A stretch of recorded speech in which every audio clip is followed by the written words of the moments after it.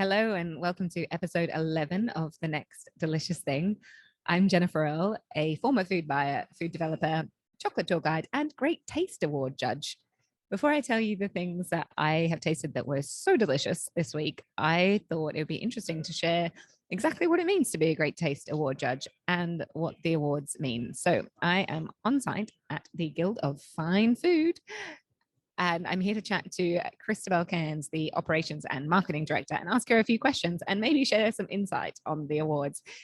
The people inside today are judging the chili specific awards. So yeah, I've had chilies already twice today. Some amazing ones from Pascale's peppers on avocado. Love them. But yeah, I am not keen on judging a full day of chilies. Okay, let's go and chat to Christabel. I am here with Christabel Cairns, the operating and marketing director of the Great Taste Awards, and she's going to give us a little bit of an inside look into, well, an inside chat into the Great Taste Awards. We are upstairs. There is judging happening below our feet of the chilies today. Is that right? If you are a producer and thinking about entering a product, then we might have some tips for you, or at least explain why it's worthwhile. And if you are a consumer and you've seen the black and gold stickers in your supermarket, and they are all over the world, predominantly in the UK, but if you see them, then you'll have a better idea today of what they mean and why you should trust them. So thanks for joining me. Okay.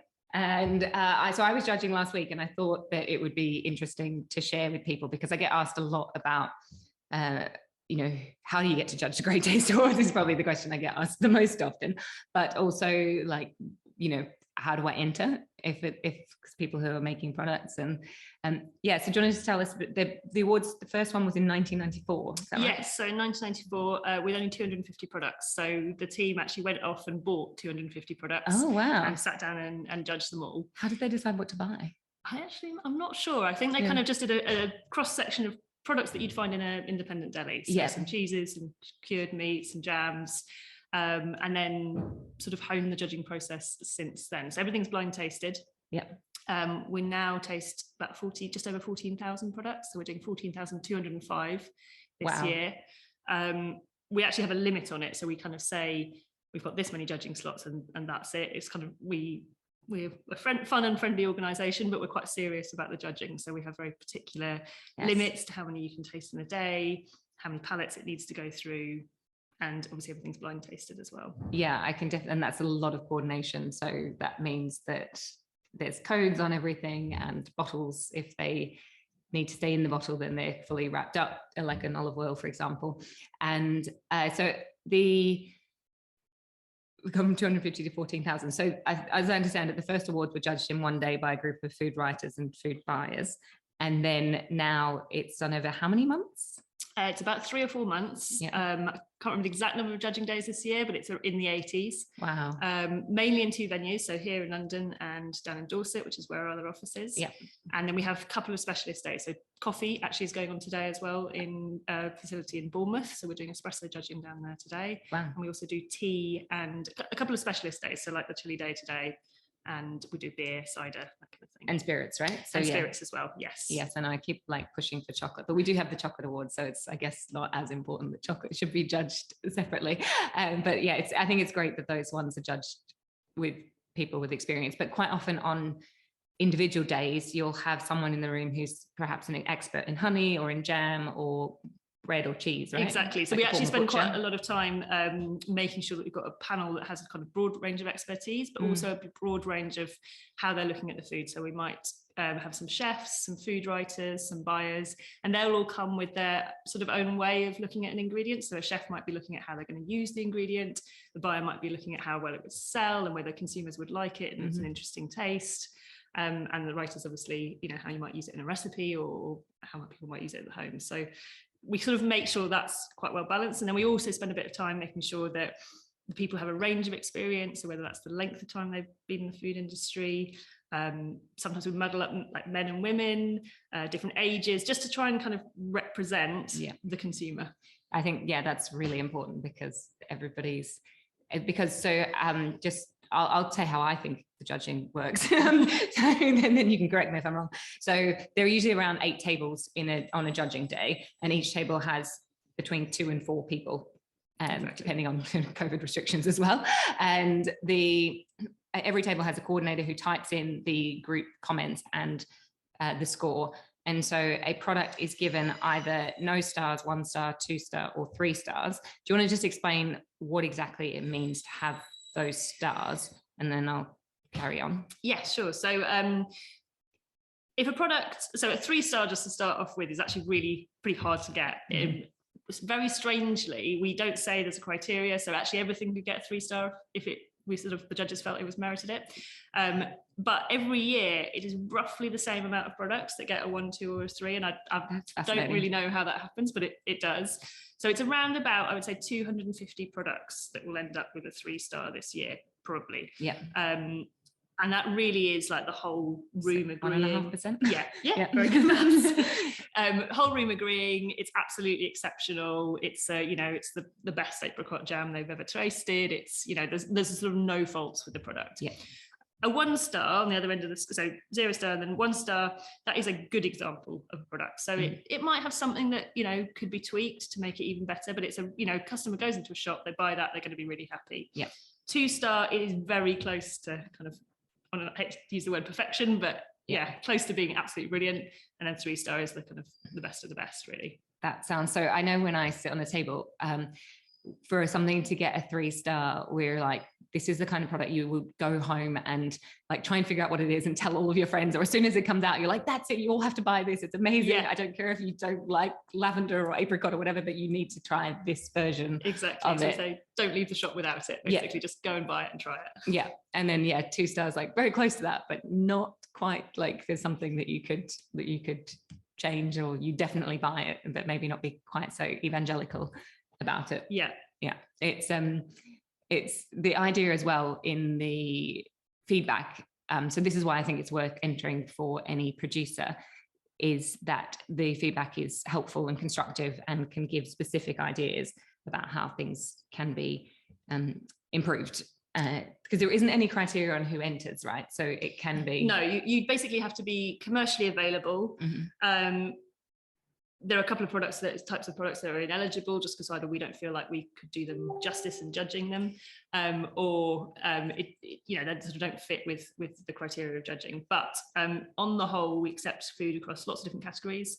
But that feedback is really important. So we've had producers that have either got no award, but they've really looked at what their feedback is and come back to win the following years, or products that have even gone from like a 1 star to a 3 star because they've made some small tweaks. And the idea of going around the room is that you get a few different opinions, and the feedback is supposed to be as constructive as possible. I think in that sense, it's actually a very inexpensive way to get like professional feedback on your products. Just to give people an idea, then how many people would taste the product. It's always a minimum of 2 separate tables that taste everything. Yeah, and they've got to completely agree. Yes, to be, that's right. Yeah, they do have to completely agree. So if there's a big discrepancy and someone thinks it's a 3 and someone thinks it's a 1 or none, then it will go to a third table for sure. But if there's just 2 and those 2 tables agree, then that score sticks. Right? Exactly. Yes. And if it's a 2 or a 3, it always goes to a third table. Always goes to. In fact, 3 goes to more. So for something to get a 2, it needs to have got 3 2s from 3 different tables, and for it to get a 3, it needs to be the majority of the room. So we look at everybody in, and we look at the feedback, and it's really got to stand out for everybody. So that's a pretty big achievement if you get there.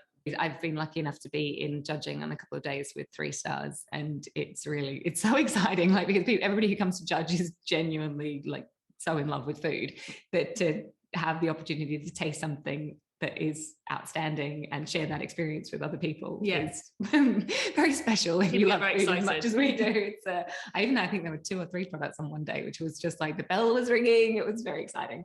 So in that point about anyone can enter, I remember one year that it seemed like a budget supermarket entered all of their ready meals. It was just like, but you're not tasting just one category in a day. So I know this probably sounds horrible to some people, but you might be going from judging a jam to a cheese. I mean, that's not too bad, but then to meat, to a gluten-free granola bar. Yep.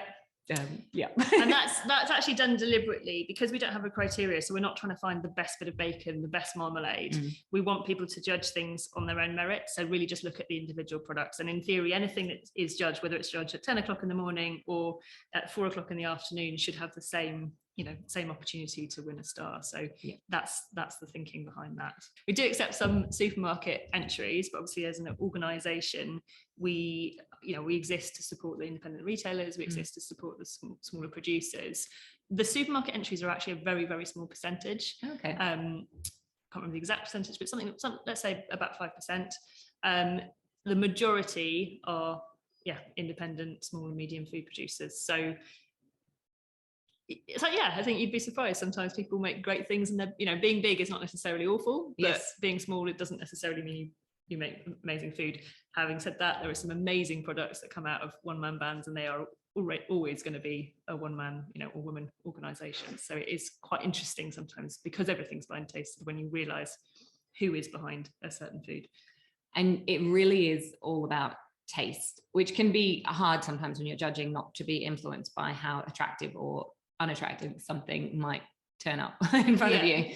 But the judges remind us, so the coordinators remind the judges at every session that it is really all how does it taste? So is it delicious? It doesn't matter if it looks perfect. And you can get so surprised as well. You have things that like, oh my goodness, they look really... Yeah, I've done it too. I kind of see things being unpacked and think, oh, it'll be interesting to see how that does. And then they come back and you taste them and they are actually amazing, or really, I'm going to say unusual, but you look at it and think, oh, I don't know if that combination of flavors will work, but actually it really does. So I've done it, I think about 6-7 years, perhaps a bit longer. And you discover something new every year, without doubt. Yeah. And I think that's something that I think the awards is really valuable for, because not all small companies starting with launching a food brand can afford great branding and marketing and packaging. And so to have that sticker that says this product tastes great is a really helpful way for consumers to know which ones are fantastic and not to be swayed by beautiful branding. Yeah. And for those companies to kind of cut through and announce that, like, yeah, okay, I'm on a budget, so this is my packaging right now, but this is really tastes incredible. Exactly. And amazing branding also doesn't necessarily always equal amazing taste. Sometimes it does, and and that's great too. But how long can companies put their stickers on? Because they've always got a year. Like they've got a year, yeah. So it's valid for 3 years. Okay. So 3 years from the point of they're receiving their results. What happens if they still have like a 2017 sticker on there? They get a cease and desist letter. Yeah, we have a little email address, and people do contact us actually. And to be honest, if I was a producer, it doesn't look great if your award feels out of date, because you sort of think, well, have you, is it still good? Are you still making it to the same? I mean, they have to be making it to the same recipe, but I think it doesn't seem to the consumer. Consumers are quite savvy about it. Yeah, I think our challenge is making people understand the 1, 2, and 3 star, which people are starting to, but they first see the mark and then they see. Yeah, I think that's right, because there's so many 1 stars. Like now that you're judging 14,000 products, and approximately 25% of them get stars.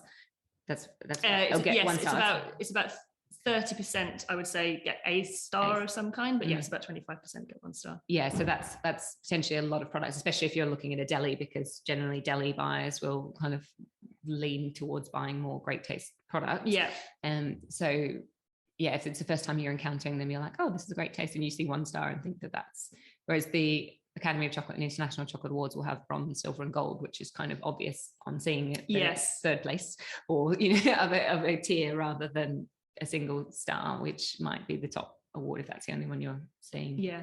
And then there's a top 50 products overall, and then you get specific ones for regions and we actually we did do the top 50, but we now leave it as just the 3 stars, because we felt that the all 200 worth, or 250 are worth shouting about, and to have got that to there, to be honest, to have got to a 2 star is pretty amazing. Yeah. So. But there's the regional ones now, and regional ones, yes. So we have a regional winner from the Southwest, Southeast, London, etc. And a single product overall. And 1 single product, which is the Supreme Champion. Really difficult to judge.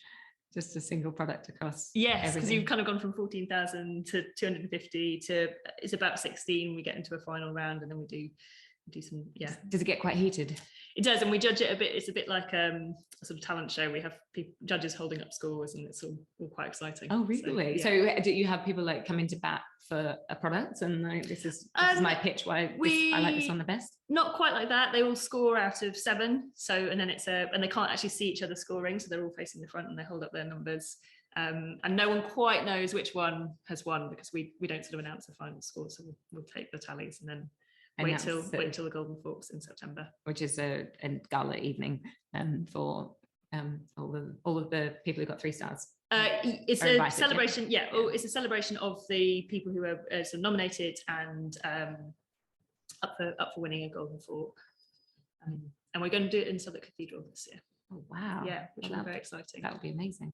It's not just the UK now, so it started very much as just British products. Yeah, but now we've definitely seen products from overseas as a judge. So yeah, what percentage would you say is? I think, it's probably about 25% now. So it's slowly increasing. Yeah, it's been slowly increasing over the last few years. We used to be about 20%, 80%, and I think we're now about 75% coming from the UK and Ireland, and then about 25% from overseas. We actually get about products from about 106 countries that are entered. So it's wow. Yeah. And are they interested in selling in the UK, or is it just because they value the brand and they think that it will like? It's a mixture, to be honest. A lot of them actually value it in their own region. So I've had people tell me in California they've seen the stickers, in delis, in Singapore they've seen the stickers. So it's starting to have this kind of worldwide, within reason, worldwide reach. So people definitely recognise it. It looks great. It doesn't really matter like if you know who gave it or whatever, but to see just the words "great taste" and a star, like it kind of implies that someone else decided this rather than the company is just like the best. And especially then if people don't understand it well, the star system probably works well in their favor because consumers just see great taste in the star, and that's as best as they know is that could be the highest award that it could possibly get. Interestingly, that's why it started in the first place. So in the 90s it was started as a bit of an antidote to the supermarkets saying this tastes the best, or this is that kind of thing. So it was supposed to be a bit more of a, I'm going to say scientific, but making something that could be quite objective as possible with real evidence behind it that people had tried it and independent as well. Exactly. We don't get involved in trying it. If somebody doesn't like it, fine. If they love it, fine. That's what the judges are there for. And that's quite, and it's different, I think, from the Quality Food Awards, which are much more supermarket, like own label products that the Quality Food Award would assess, from my experience, rather than brands. So Great Taste is much more about the independence than the Quality Awards. Yeah, I'm not that familiar with them, but as an organisation, that's what we stand for. So the idea is to try and help delis find good products and help consumers buy them. And the Guild of Fine Food started as a journal, right? A food industry journal. Is this now is the awards like the main part of the business now? It's about half and half. So the publishing side is still very much there. We have Fine Food Digest, which exists as a magazine for retailers, and then the awards. We also do training programs. We act as a trade organisation, so we'll lobby the government or we'll try and answer questions for people. We have the slightly, I guess, drier but equally important side, which is we produce a guide called the Deli Code of Practice for people to use and help them sort of deal with their EHOs. So we're sort of a few different things. Wow, that's really interesting. Like quite a lot of, and you said it's a small team. There's about 15 of us, and quite a few of them are related to one another. It's family-owned business. So and we're also in 2 offices in London and Dorset. So we sort of, I guess we've got our fingers in a lot of pies, but it kind of keeps us busy and very varied. You need a team of 15 to do all those things because it requires some specialist skills. So if you are a producer, then there's a membership where you can get support with all things producing food as well, right? Exactly, so you can be a retailer or a producer and be a member of the Guild of Fine Food, and all our membership fees and actually entry into the awards is tiered. So if you're a smaller company and your revenue is lower, then you pay one fee, and if you're bigger, you pay a slightly bigger fee. So the idea is that we're sort of making it as fair as we can across the industry. Yeah, exactly. And that membership will help you with anything from dealing with your EHOs. It gives you discount on things like Great Taste Entry, and we act a bit like a signposting organisation. So if we can't answer a question for you, we will try and point you in the direction of somebody who can. I love that. That's very cool. Very very modern, multiple streams of income, but also just genuinely very helpful for people who are a small food business starting out, and bigger ones as well. And so what about you personally? Is there anything you've seen over the years that you find fascinating, or just like trends that you've seen in food that it's like that have kind of surprised you, or just, you know, worth noting? Yeah, I think it is interesting because we see all these products come in and we sort of think, oh yeah, you know, a few years ago, one of the obvious ones for me was kombucha.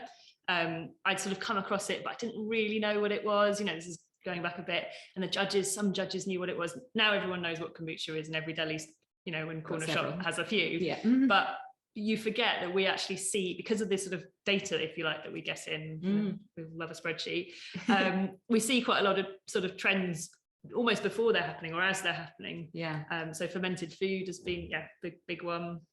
I think the quality of some of the like sort of free from or alternative products has been amazing. Like, you know, they used to be entered and that was the selling point, that they were free from. Now they're judged, you know, alongside everything else. The taste is equally as good.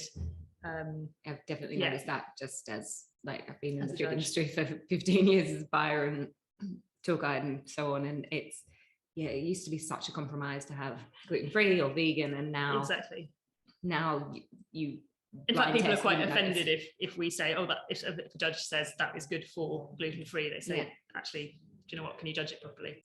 Do you have a favorite product that stands out?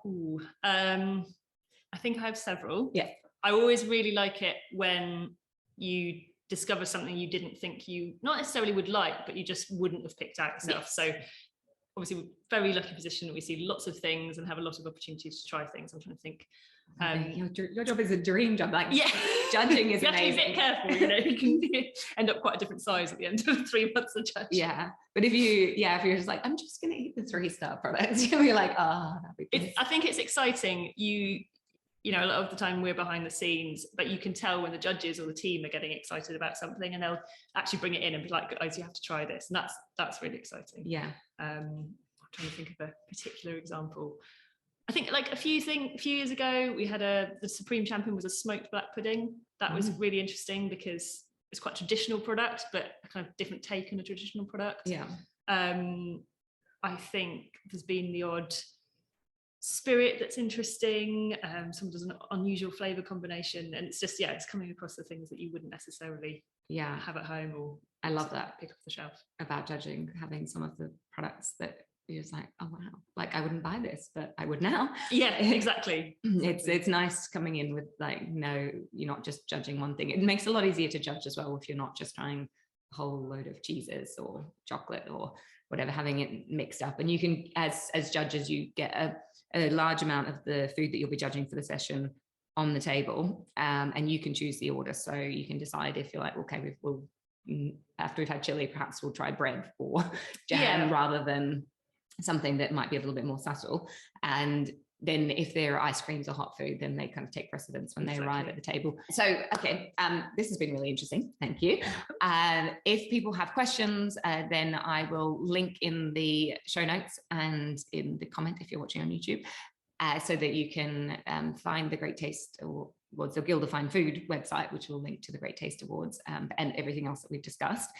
When do the results come out? So they're out on the 1st of August. Wow, so that's quick. Yeah, it is. Quick turnaround. So we'll finish judging mid-June and just make sure everything's ready to go. And then everybody will get their results that day. So they'll get the feedback and the scores. And later on in the afternoon, the public-facing website goes on as well. There's no limit to how many products people can enter? No, we used to have a limit of about 50, but it's most people are renting just a handful, to be honest. Yeah. So it's probably worth mentioning that when the public-facing website comes out, we now have stockists on there as well. Oh, great. So producers, it's part of their entry process, but they can actually update it at any time between when they enter and actually after the results come out as well.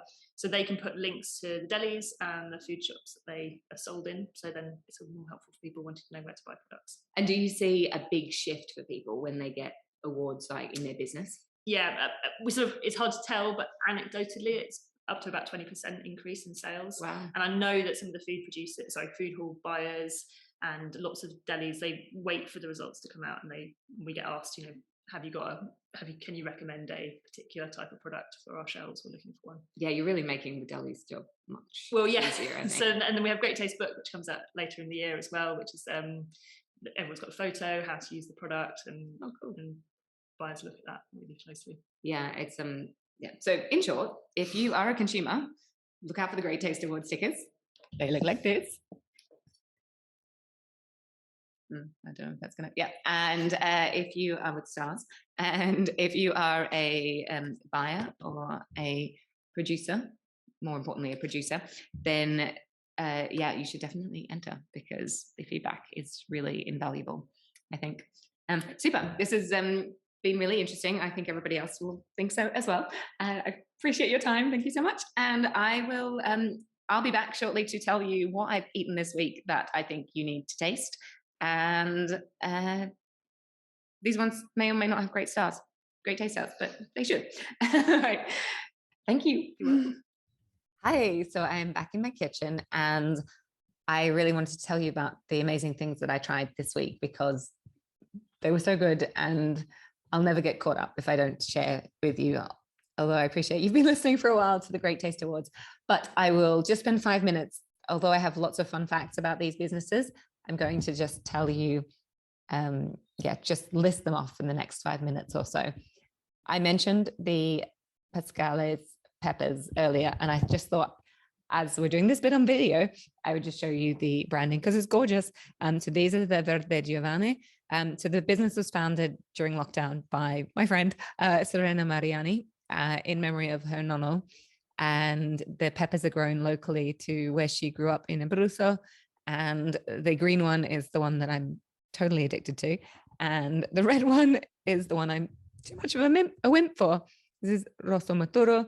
One is a lot for me, but I know other people who love them. After one of my mornings of great taste judging, I went into Borough Market, which is right next door, and I stopped for tacos at Tacos Padre. This is also run by a friend. I promise not all the businesses I promote I'm friends with, but I've been in the industry for a long time. So Nicholas Fitzgerald runs Tacos Padre, and I stopped and had cauliflower tacos and the guacamole and nachos, which are both topped with this salsa macha, which I bought earlier. I mentioned it in a different blog post, but it has sesame seeds, chili, and coconut, which sounds random, but is delicious.